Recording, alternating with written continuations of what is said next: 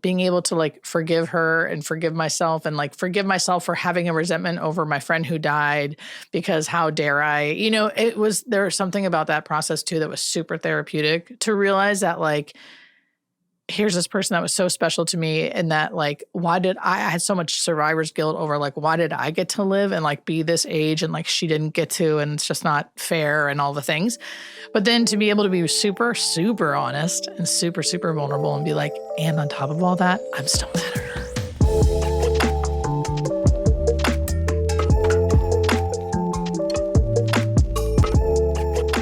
Here we are again.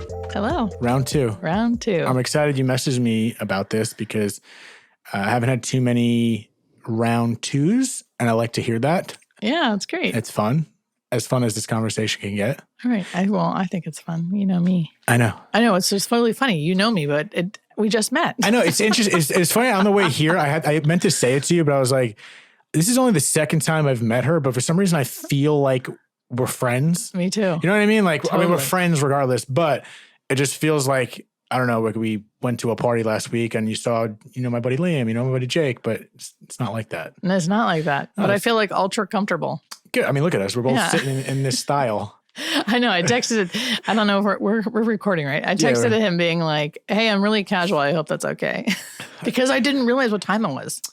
And I was like, shit, I gotta go. Anyway. Well, my response, if you should have wore a onesie. Yes, I know. That would have really taken the levity up. I just love how I went, anyone watching, I went down. Anyway, another episode of Dead Talks, second round with Hospice Nurse Julie. And I do want to start by saying why you were motivated to come back. You mentioned you have your own stories that were a little bit more personal, because the last time we were here, we got, which I'm sure we'll get into again about your career as a hospice nurse. But did you want to kind of go anywhere with your specific stories that you have in mind?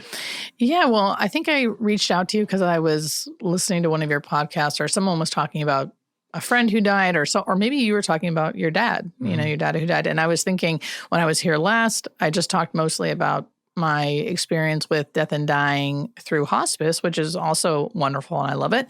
But I have gone through a lot of great loss as a young woman. I guess I was a teenager, and I don't associate that with my death and dying hospice stuff. It's like a whole different section of my life. And you talk about that. So I thought, hey, I want to talk about that too. I mean, how different it's different because one, it's professional and one's personal. And I feel like sometimes even with the work you do, it could kind of feels personal if you develop a relationship. But just in general, like, isn't there kind of a synergy between the two? Like, even though one happened early in your life and then your career happened, was there any correlation between your experiences as a teen to that career path?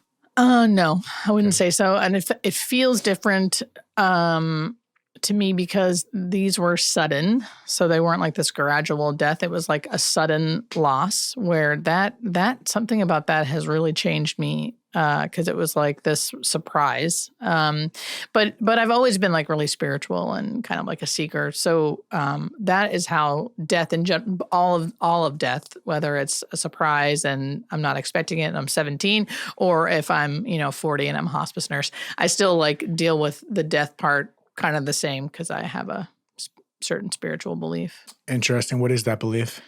Well, I think we're all connected, and I think first, I know I don't really know, so I know it's just a belief, and it's very kind of like in and out, right? And I would never like fight over it or be like, no, my way is right. Right. It's a good disclaimer for anyone that's about to get in the comments right now. So. Yeah, right. And I really believe that I really wouldn't fight somebody. Like I get in an argument about like my beliefs over yours. Yeah. But in general, I feel like we're all connected. I feel like when we die, we go to a place that we've always known, and it feels more like home than this place ever has. And what led you to that? Was there? Well, I want to back up for a second. So you mentioned something when you're 17. What loss was this? So that was my first big loss. It was my best friend. Her name was Shauna. I also want to talk about it just because I want to talk about her. I think it feels like really good to make sure people know about her. That's great. Yeah. So her name was Shauna, and she was 17, and she died in an ATV accident. Random, I lived in the sticks, so we rode ATVs. I wasn't there, which was a huge thing. I felt like I normally would be there. And of course, when you're young and immature, it feels a little bit like if I only was there, or if I, there's a part of you that wishes you were there, even though it probably was best I wasn't. But so she died in an ATV accident. And I feel like that was the first experience I've had where, and not the only, but the first, where one, it was my best friend. Yep. And two, it was just a huge shock.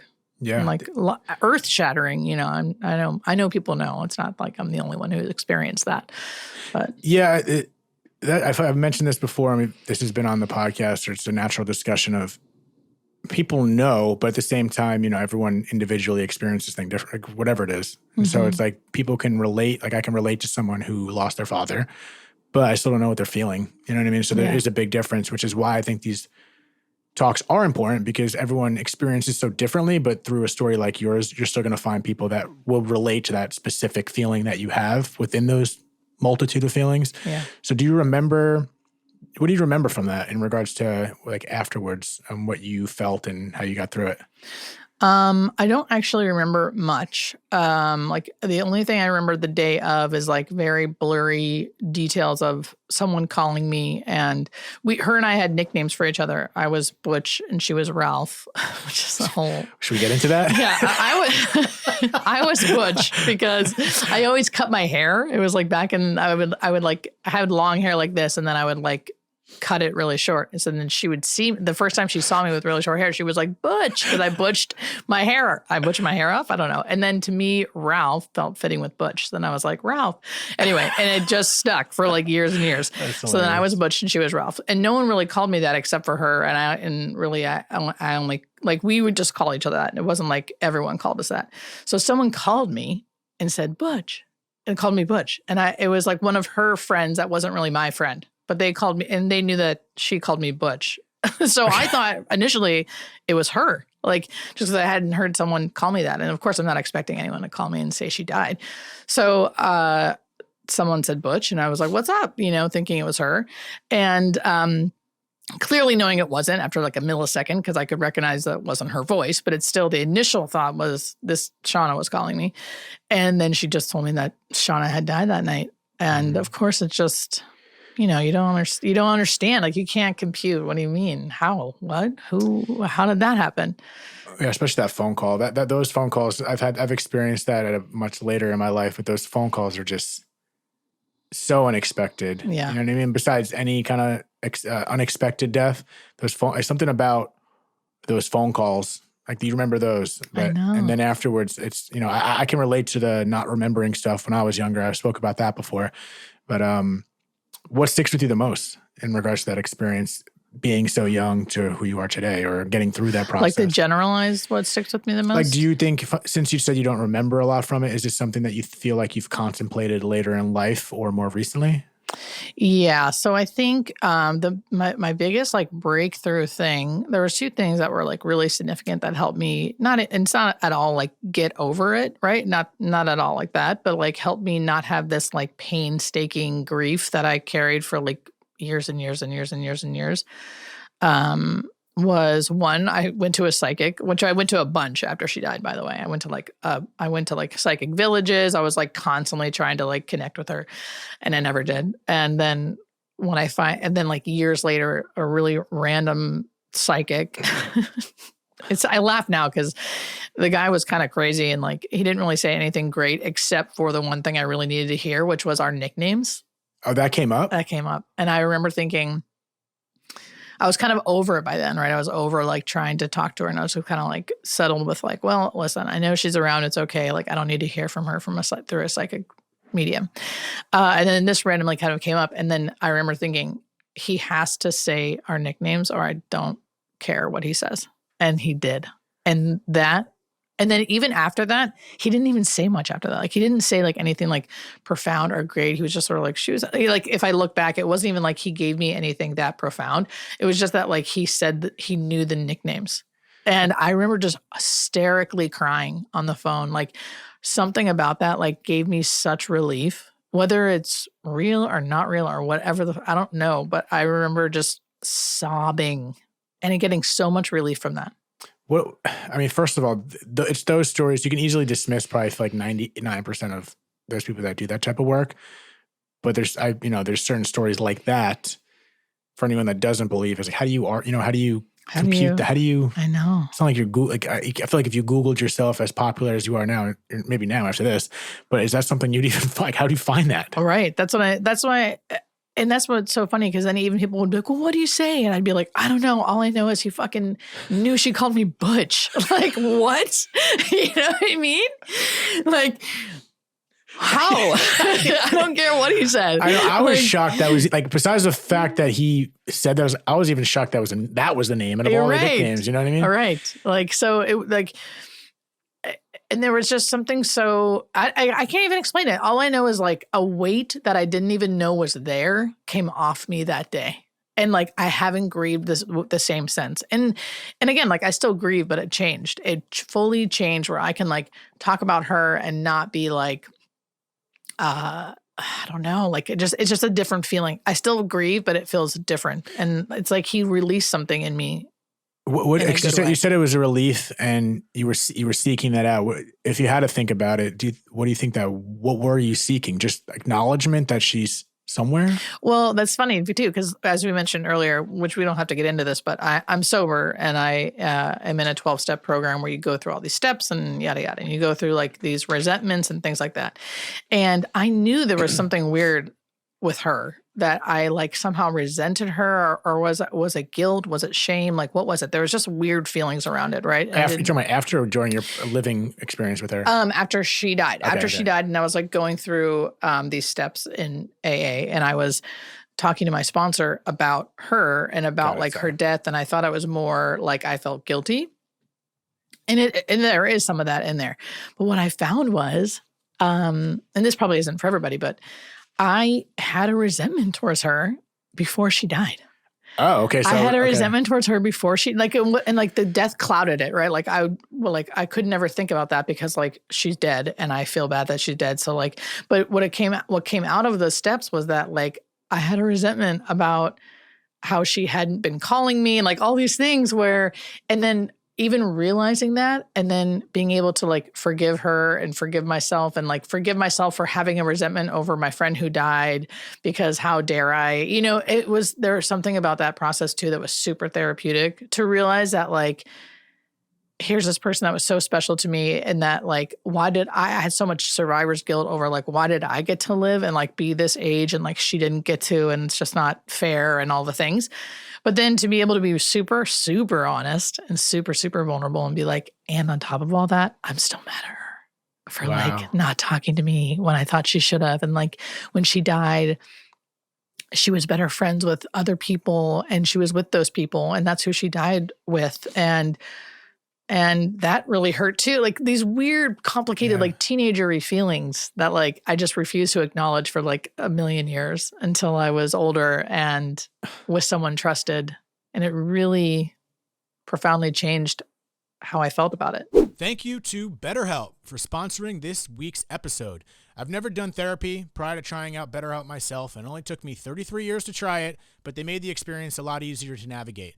I'm not going to lie, I always felt a little bit nervous to go to therapy, and to do it at the comfort of my own home in sweatpants with the ability to access a vast network of therapists to find the right one for me made it a lot easier. BetterHelp is the world's largest therapy service, and it's 100% online. With BetterHelp, you can tap into a network of over 25,000 and experienced therapists who can help you with a wide range of issues. To get started, you just need to answer a few questions about your needs and your preferences in therapy. That way, BetterHelp can match you with the right therapist from their network. Then you can talk to your therapist literally however you feel comfortable, whether it's on the text, chat, phone, or video call. You can message your therapist at any time and schedule live sessions when it's convenient for you. If your therapist isn't the right fit for any reason, you can switch to a new therapist at no additional charge.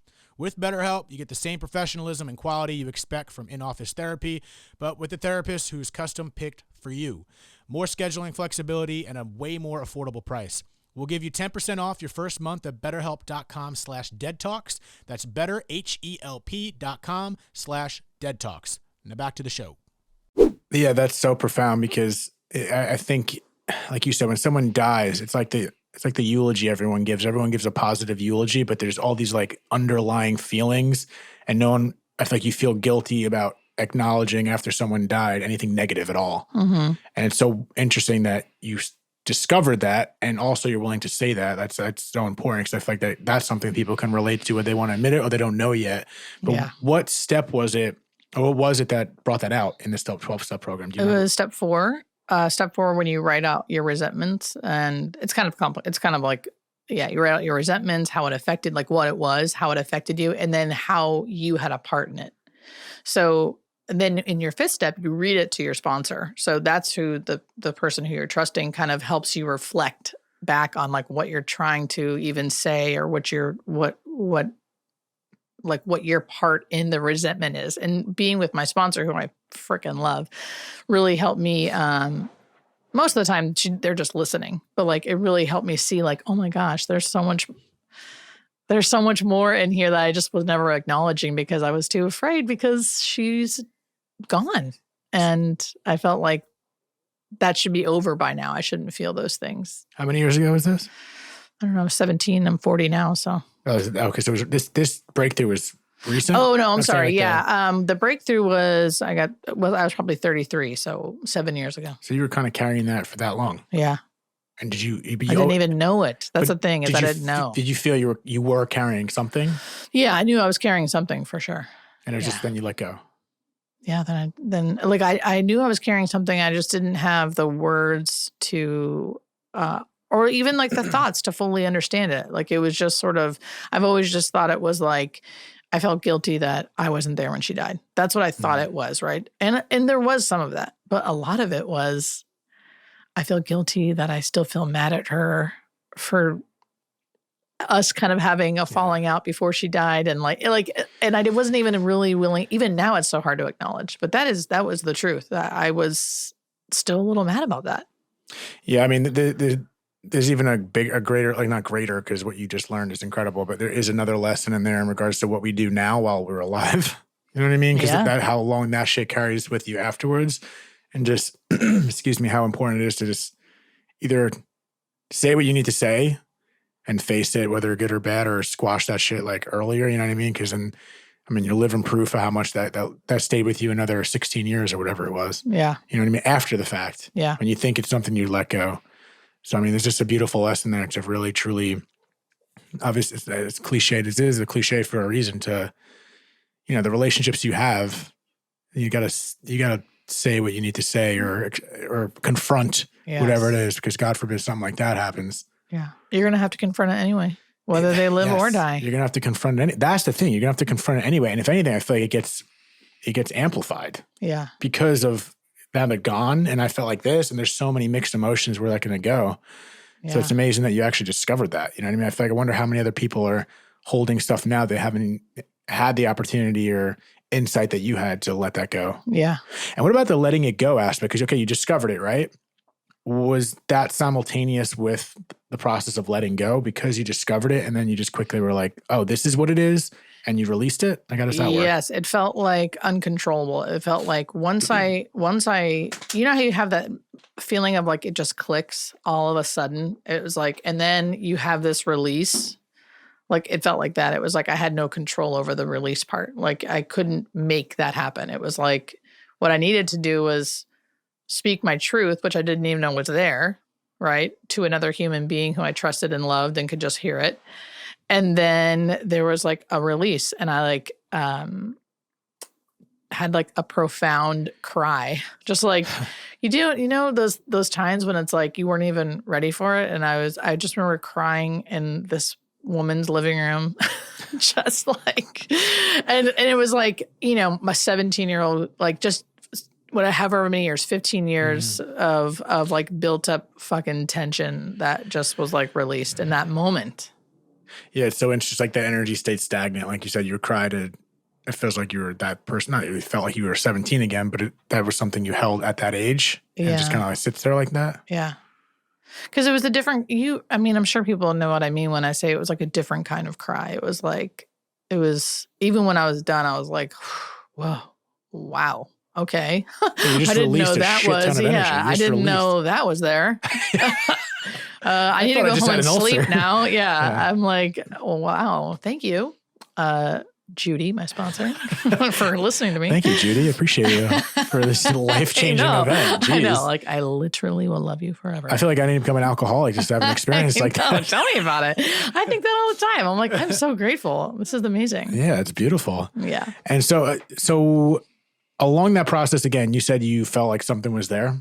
That feeling, right? Like you felt something, you were carrying something. Was there anything you tried doing before this breakthrough experience, or you just kind of just lived on? Yeah, I kind of just lived on. I mean, in the beginning when she first died and I was 17, and I could definitely see like maturity levels in there, right? Like in my like 17, 20, early 20s-ish, I would like go to psychics, and I did get therapy. But I kind of you just move on from it. I don't know. It becomes a part of your, like, who you are. Right. And then as the years go on, it's like less and less of who you are. Like I remember, I used to like talk about it a lot more. I would like grieve her birthday a lot more, grieve the day she died a lot more. Like, and there's always a weird dynamic of like not wanting attention, but then wanting attention, and then feeling like you're trying to get attention and you hope you don't look like you're trying to get attention. There's such a weird humans thing. Are fickle sons of bitches. I'll tell you that much.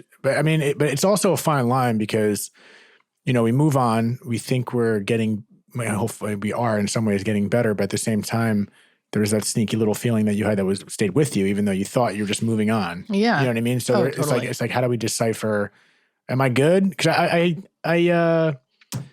had my second therapy session of my life today, and it was kind of that same scenario of, am I moving on because I know I have to move on? That's just, especially me, that's my nature of just, I keep going.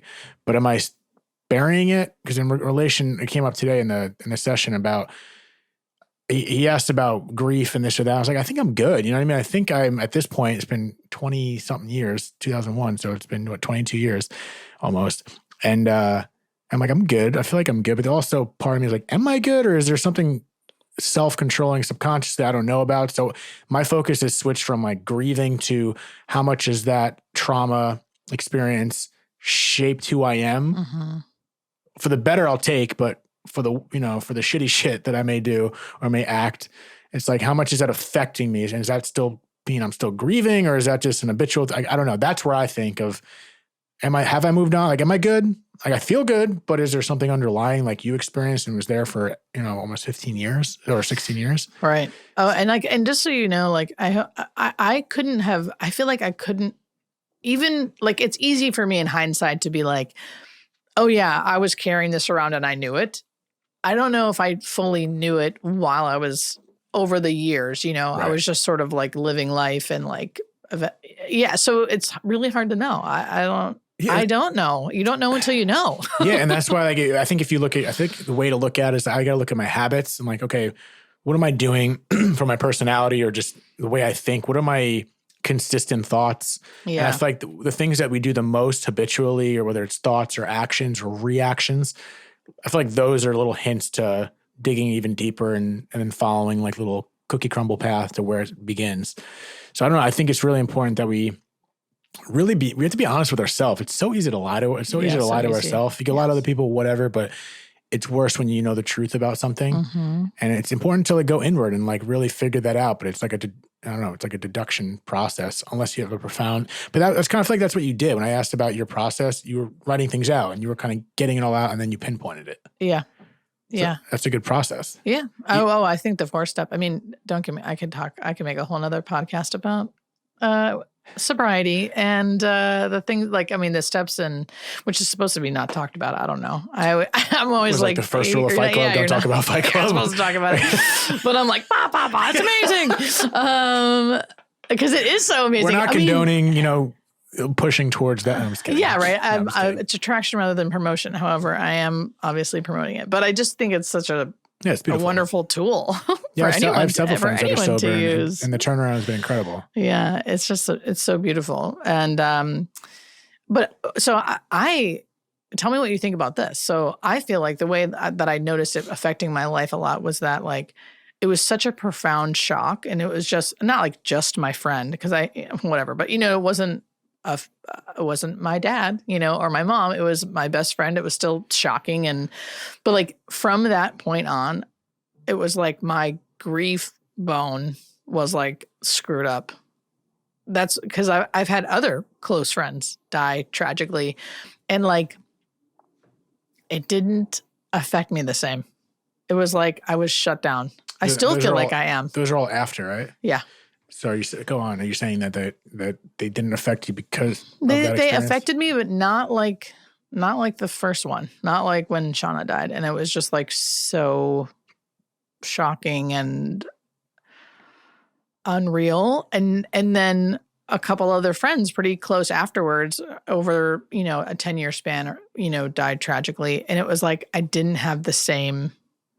And maybe because we weren't as close, but it just felt like I didn't have it there. Like it was like I couldn't feel that much. If that makes sense. No, it does. It does. I'm just trying to. Like it was like, yeah.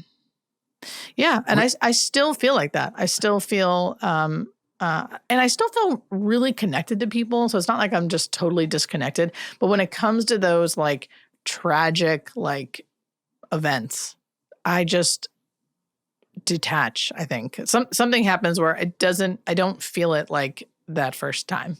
Let me ask you, were those events, the friends that you're talking about after, was that during, before, or after your career as a hospice nurse? Before. It was all before. Yeah. It was all before. I wonder if it's like a defense mechanism or something, or it's just, I don't know, maybe that's you. Or actually the latest one, I was a hospice nurse. I was a hospice nurse then. But I don't feel, I mean, I'm still affected, right? It just doesn't feel as something. It feels definitely much more muted. Interesting. Mm-hmm. Does that concern you in any way, or make you feel stronger about like, is it a positive or negative thing for you think? No, I feel like it's negative. Like I feel like I'm not as attached to myself or to the world. Something, it doesn't feel good. It doesn't feel like I'm strong and I can handle it. I know it's okay. It doesn't feel like that. It feels like I'm detached a little bit. Yeah, I wonder if our bodies recognize certain situations or traumas like that, and then once it gets you once, it just it's a similar response system. Maybe I have no idea what I'm talking about, so no one take this as any kind of advice. It's just spitballing. I think he's right, guys. I think he's right. You know what I mean? Like I wonder if like our bodies acknowledge that maybe it's like a similar trigger, and it's like, oh, I've been here before. I'm going to close down because I don't want that response to happen to my body again. And that's another wound that you got to, weird transition. But like I wonder, my question would be like for people out there, who've experienced stuff like this, if they've noticed something similar. Because which we don't have to answer today, but that's like food for thought because I've noticed that within myself. I feel like I've heard a story before because I had someone, multiple episodes of someone, I lost someone in the second time and I was trying to correlate the difference, and I would naturally think the second time, and maybe not though. I don't know. Maybe the second time could be worse. I don't know. I don't have an answer. I'm curious. So if anyone is listening, let us know. Yeah. Like I'm actually curious to see if there's some clinical perspective or experiential perspective on that. Yeah. We're going to put a pin on that because I actually am curious to see what that means because I don't know. Yeah. So in regard, I asked you initially because of, the weird transition that I didn't actually say was back to this. We're not done yet. No pin. We're removing the pin. I got acupuncture years ago for the first time. Bear with me. There's a purpose to this. Okay. I got acupuncture for the first time many, many years ago. I went for my back, and then the doctor's like, is there anywhere else? Like, we have some time. I was like, no, I pulled my groin when I was 12.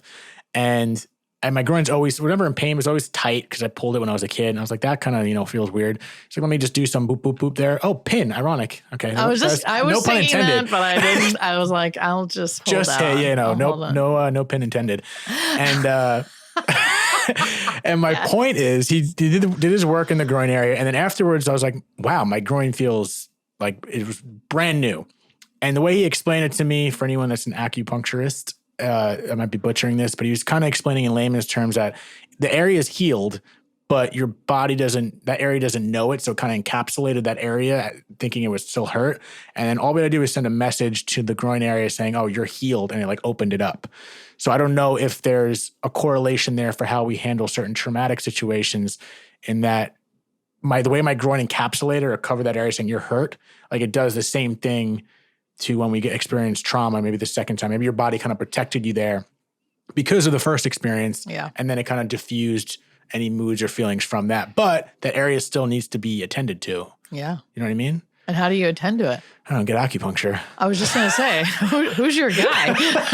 Maybe that's the answer. But also it came back because I didn't keep doing it. So another lesson there, we got to keep massaging that shit out. It's just not going to happen overnight. But it might, because it kind of happened to you. Yeah. I mean, I definitely had a couple incredible healings in general. Yeah. So do you have any, I initially asked about whether you were working at hospice at that point, because I figured, that line of work, Trent, as we discussed in a prior episode, and as you speak, so elegantly all the time, how that affects your perspective in life. So as your time as a hospice nurse, or during or now, has that made you reflect more on your past losses in any beneficial way? Like, have you used that, anything you've seen or experienced in relation to your own loss, or do you just kind of keep those? No, it's not that I keep them separate. I do feel like there is something about like being a hospice nurse and watching people die and helping that process and educating, it does feel different than like sudden loss and grief, right? Like that. So I never like associated my like hospice work with like Shauna's death because it feels different. She didn't have this gradual death. She died suddenly. It feels more like a loss, grief, like whereas in hospice, you have to kind of watch this drawn out, slow death, which some people would think is worse, it just depends. But I don't, so I don't like, it's a different feeling for sure. I don't really, but in general, both of those experiences have made me super grateful to get older, to age and to enjoy life and to enjoy health and to know that life is short. I do feel like having many people who I suddenly lost at a young age has definitely made me understand that life is short and like the moment is the moment and you have to be in it. Almost to a fault. Like I had to go to therapy to actually like relax on that because it was such a thing of like, I need to make the most of my life. I need to make the most of this because it could all end any minute. I need to nail this parallel parking spot perfectly. I know, it's like relax. I actually had to like learn how to also just enjoy the moment.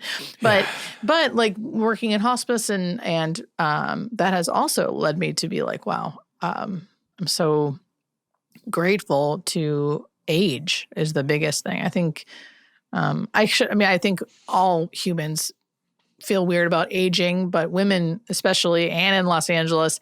And I feel really, really grateful that like I don't have that in me. Like I really feel lucky.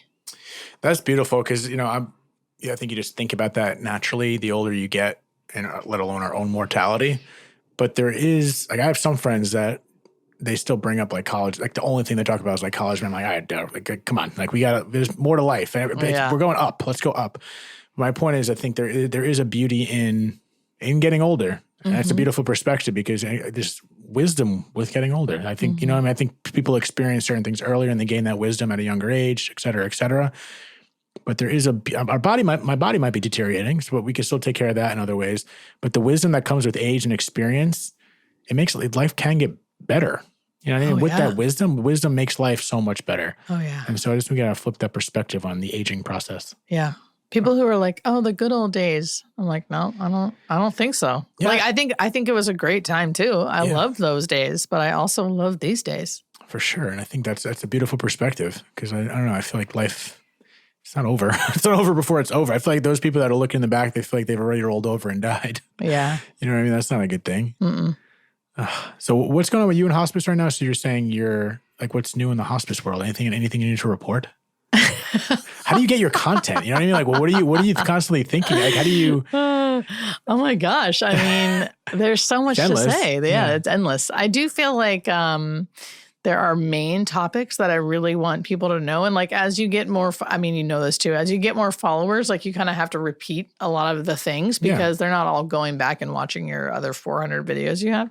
So I do feel like I have main topics that I want people to really know about. And then What are those main topics? The main topics are what it looks like to die, like what your body will literally look like, the things you're going to see. Oh, did you post something about the death rattle not long ago? Uh-huh. Yeah, that was. Oh, like the actual death rattle? You posted a video, you gave the trigger warnings, et cetera, et cetera. I mentioned that recently. Like I saw it, and that one hits. Yeah. You know, like you've posted other videos that, are definitely super like emotional, but that one was like, ooh, that was, I'm sure I missed other videos, but that one was very real. There was a really good one, the death rattle one and the changes in breathing, because those are the two that really upset people the most if they don't know what they are. Yeah, you want to explain for people listening that don't know what do you want to explain? Yeah, I can. Yeah. We're going to remove the Dead Talks logo, and this is going to be on your TikTok. Don't worry. Yeah, so the death rattle. First off, the death rattle is an awful name. The real name is called terminal secretions, which also kind of sounds bad. But it's very, so here's the thing.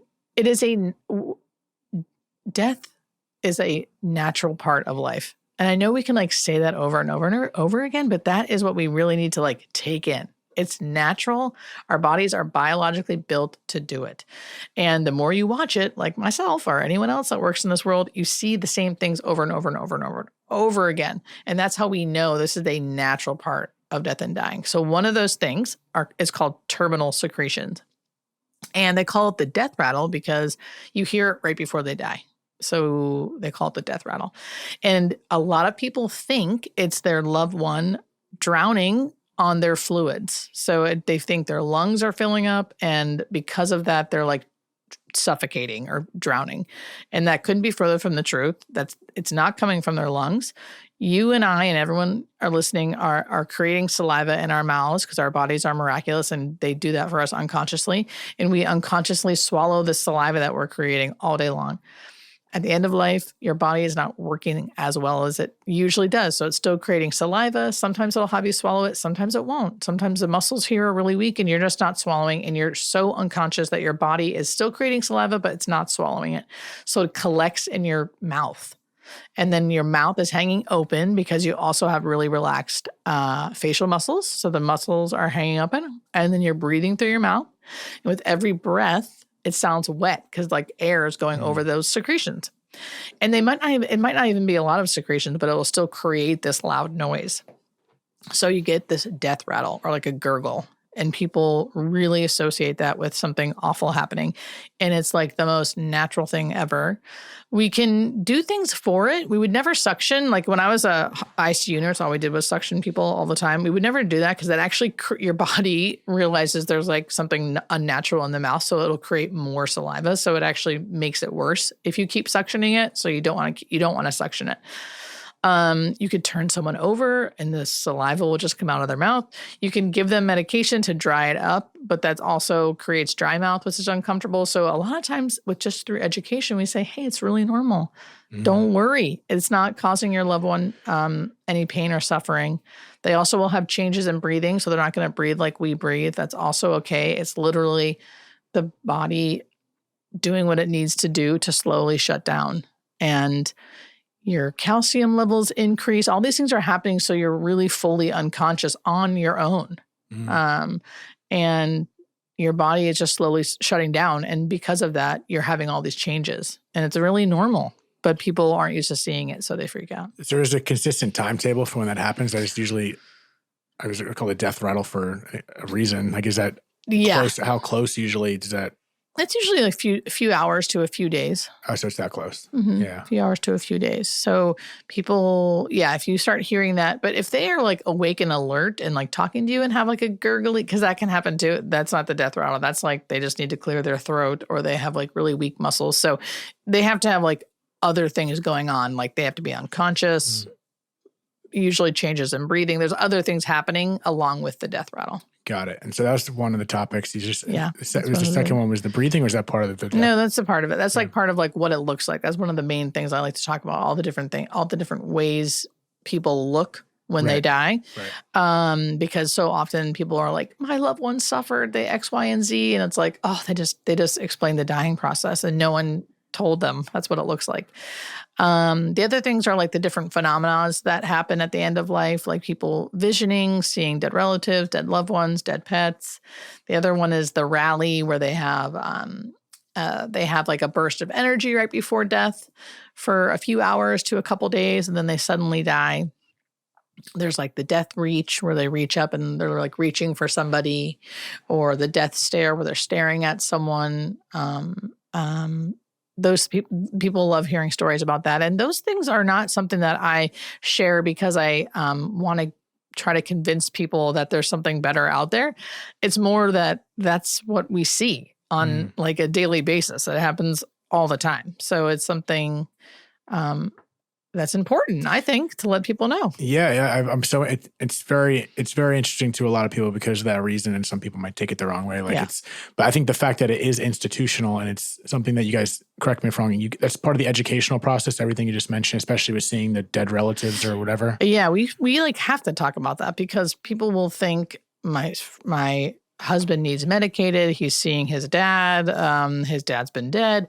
And we try to educate prior to it happening. So one, they know that this means that death is usually a few weeks away. It's standard. Like if you start seeing dead relatives, usually they're going to die within the next few weeks.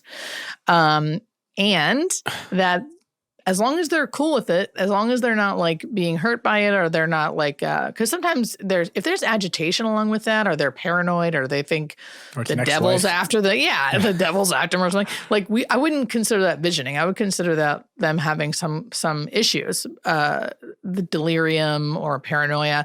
That's not associated with visioning. Visioning is very specific, very clear, very calming, and usually a few weeks to about a month before someone dies.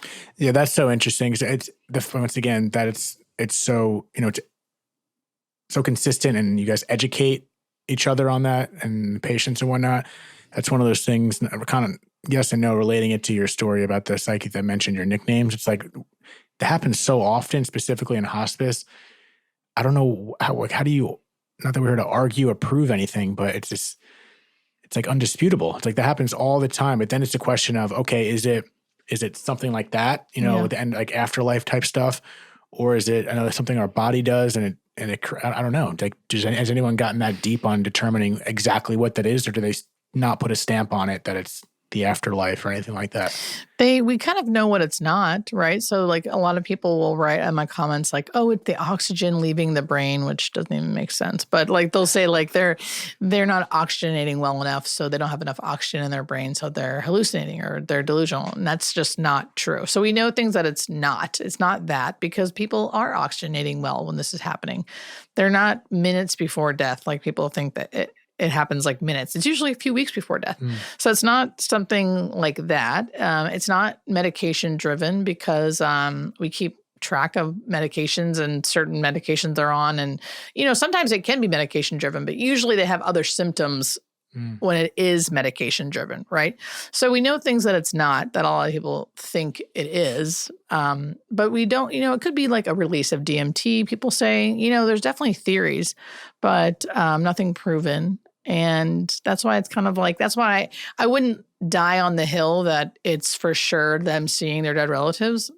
The hill I die on is that like, I know it happens. Yeah. I don't know why it does, but I know it. It's enough. I know it happens. It's enough to like, okay, to think about it and question it and entertain it as a possibility at the least, let alone dismiss everything. I don't really dismiss anything like that, especially. I have a hard time just dismissing. Like, this is what I think. I think it's likely, but what do you know what I mean? Like, that sounds interesting too. Maybe we just die and do nothing.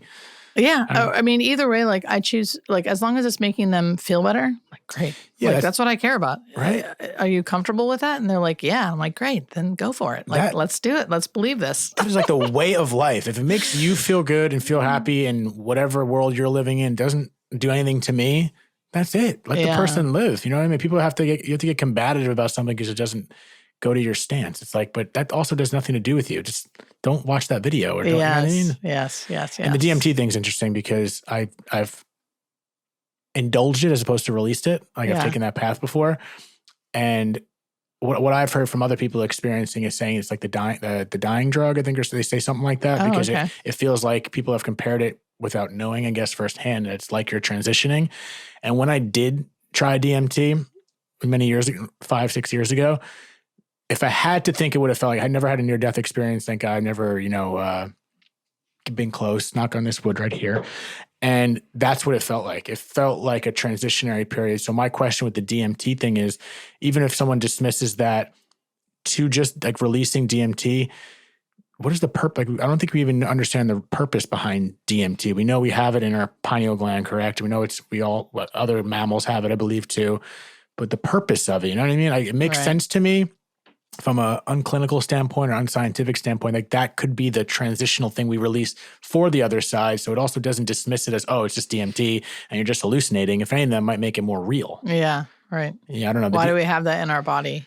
Why do I'm from my understanding, once again, correct me if I'm wrong, I don't know if it's been like solidly confined to an answer of this is why we have this is the purpose it serves. Besides, I know it causes us to dream and hyper hallucinations if when we do like I did it. I'm not recommending that, please. But it's interesting that DMT, because I feel like it has a purpose, and I think that's the purpose, that transitionary period, or maybe it allows us to see something more clearly. I don't know. I have no idea. What's your I honestly can't speak to it. I have no clue. Yeah, leave that to me and the weirdos that are trying DMT. But what's your... Don't get me started on trying drugs. Well, okay? It's not. That's the thing. I want to correct that. So DMT is not a drug? I think I called it a dying drug. I don't like that I use the word drug. Oh, okay. Because once again, is it a drug when we produce it? We have, like, you and me are swimming in a swamp of DMT in our pineal gland right now. I don't know if that's real. Are we swimming in a swamp? I don't. Is that proven? I mean, it's released when you drink. I think pretty sure. Once again, I need like a clinical person to start fact checking what I'm saying. I'm a clinical person. I don't know. But we produce DMT. I know that much, right? I feel like that's debatable. Should we Google this right now? I think we should Google it. What is the proper Google term right now? I know it's dimethyltryptamine. Like, where is DMT? DMT. I'm just going to type DMT and see what the first thing. I know it's dimethyltryptamine. I'll tell you because I'm hallucinating. They do call it a drug. DMT okay, so it's in way the brain. off. Okay. It occurs in many plants and animals. There's a severe speculation and yet untested hypothesis suggests that DMT is produced in the human brain. So it's speculative. It's speculative that it's even produced? It's produced in the human brain and is involved in certain psychological and neurological states. DMT is naturally occurring in small amounts in rat brain, human spinal fluid, and other tissues of humans and other mammals. Wait, so it's speculative that we even produce it? That's what it says. Like the one little paragraph right there, which I kind of knew. I thought they weren't like totally sure that was a thing, and if it is a thing, it might be only a small amounts. Oh, interesting. But I literally don't know. This could be me like declare. I mean, I'm reading this off here, but I also like my sister always says I declare things, and that's true. I don't know. I don't fully know. I feel like I just declare things that weren't fully. That's what I'm saying is don't listen to me. Do your fact. Like, no matter what I say from this point, before, after, do your own fact checking. I'm just, I feel like I know a lot of stuff, but there's a lot of stuff I don't know, like this. That's the thing. I feel like I know a lot of stuff, but there's way more that I don't know. Yes. But that's more to learn. Yeah, that's right. Jesus. Okay. Enough of DMT because clearly I don't know my information. Where do we go from here? Well, let me ask you this. How are you feeling today in regards to your experiences with loss? I'm feeling good today. Yeah? Yes. And especially your experiences with being around loss so often. Say that again. What do you hear? Is that a plane? It's a dimethyltryptamine aeroplane with United. There's a plane. Definitely a plane. Okay. Sounds so weird because it sounds in my ear. Yeah, that's just the mics are good. So my question to you is, how are you today in your process of grief in regards to your experiences with loss and being around loss so often? Is that something that is in your head more often now? Like, what's your process with grief? I feel like I don't actually experience grief. Maybe that much. Make it synonymous to grief and death. Okay. Yeah. So, being a hospice nurse to me, that's how I'm around death right now anyway. That I know though that can change in a blink of an eye, where I will now be in my inner circle of experiencing death. But as a hospice nurse experiencing death, I love my job. It doesn't feel sad. I feel grateful and honored. I feel like it's sacred. Being around death that's not like my own personal love, right, that I'm losing, feels sacred and like I love it. So it doesn't necessarily affect me in a negative way. And as far as like my day-to-day grief of my own, I don't feel like I carry something that feels daily. Yeah. I'm not daily thinking of the friends I've lost.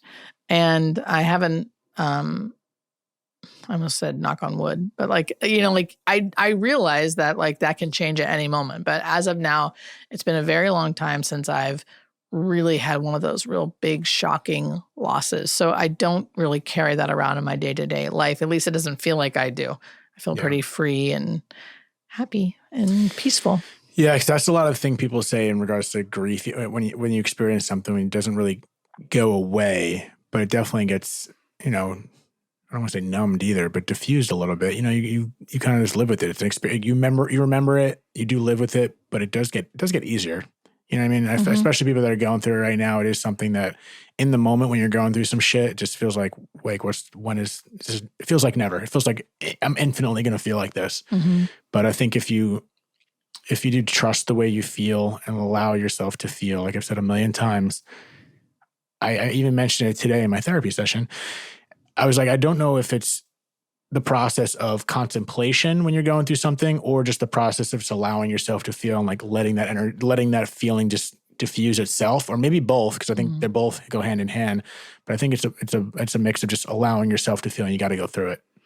Yeah, and I don't know how you feel. Like when I was really in it, like when the first couple of years or whatever, I was even though I didn't like feeling like that, I felt like I didn't want that to go away, because then it was like I was losing them even more. Yeah, that's common. Yeah. Yeah, that's definitely common, because I feel like because once you get, you're never going to get over it, but once you kind of feel like you've gotten through the process, it's like, oh, now that person's really gone. Yeah. But if I stay in this pain, then I feel like they're still with me in some way. But they can still be with you without feeling pain. You can, like the guy Rodney Norman who I had on is fantastic. He kind of like flips the script, and like you want to live through that love, and like you want to be happy for that. You can still live in happiness. You don't have to stay in that grief to feel like, oh, I'm grieving because of how much I love this person. Yeah. Even though I feel like the pain you feel with grief is kind of synonymous with the love you had. Like that's the price of love, unfortunately, or fortunately. But you can also flip that, and you can still live a full life happy. Yeah, and that just takes time, I think. Yeah, definitely. At least for me. Everything takes time. It all takes time. And I think we got to be a little bit more patient and a little easier on ourselves sometimes. Yeah. Is there any mic drops you got for me? Anything you want to say on the way out of here? You'll feel like you got it all out? I got it all out. This is so great. I know. I feel like something tells me this isn't going to be the last episode, so stay tuned. But I do appreciate you coming back. The first episode we had, I thought and same with the second one, I love having this conversation with you, as many people love hearing you and your perspectives. So I do commend you on everything you're doing and everything that's to come. Thank you. Like you've kind of mentioned to me, I'm not going to be the one to say it, but I think I just commend you for what you're doing. You do it in such a natural way. And I think, in my opinion, being as a fan, that's what I think draws people to you. You do it because you want to do it, and you're just so easy to talk to, and you're relatable. So I want to thank you for what you are doing, and I want to thank you for being here. Thank you. I feel the same about you. Oh, you're so sweet. Thank you. That was a good throwback for me, complimenting the shit out of you. So thank you. I appreciate it. Didn't have to do it. But another episode of Dead Talks. All the information, if you want to find Hospice Nurse Julie's you want to say it? Oh yeah. So I am. You can find me at Hospice Nurse Julie on all platforms: Facebook, YouTube, Instagram, TikTok, wherever you get your hospice information. You can find me there, Hospice Nurse Julie. There we go. And everything will be plugged down below wherever you're watching. So thank you guys again. Another episode and a second time guest. Thank you again. And until next time, ladies and gents, thank you. Thank you so much for tuning in to another episode of Dead Talks. Please do not forget to hit the subscribe button and also the notification bell. That'll give you updates as to when we post a new video, more episodes, and more content in general. We are streaming on all the major podcast platforms, including Apple, Spotify, iHeartRadio, Pandora, and all that. And also find us on Instagram at Dead Talks Podcast or www.deadtalks.net. Thank you so much.